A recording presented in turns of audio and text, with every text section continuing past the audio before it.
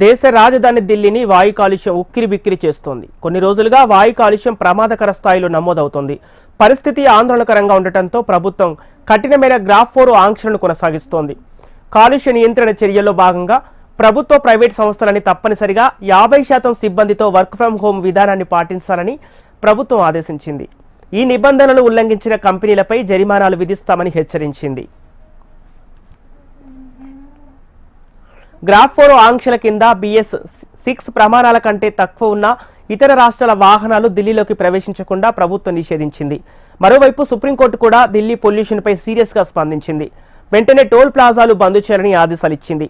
ఇక అలాగే pollution under control certificate లేని వాహనాలకు పెట్రోల్ బంకుల్లో ఇంధనం నింపరాదని ఆదేశాలు జారీ చేసింది. 6 నుంచి 9వ తరగతి విద్యార్థులకు ఆన్లైన్, ఆఫ్లైన్ పద్ధతుల్లో తరగతులు నిర్వహించాలని పాఠశాలను ఆదేశించారు. ప్రస్తుత ఆంక్షల వల్ల ఉపాధి కోల్పోయిన నమోదిత నిర్మాణ కార్మికులకు 10,000 రూపాయల పరిహారం అందిస్తామని ఢిల్లీ ప్రభుత్వం ప్రకటించింది.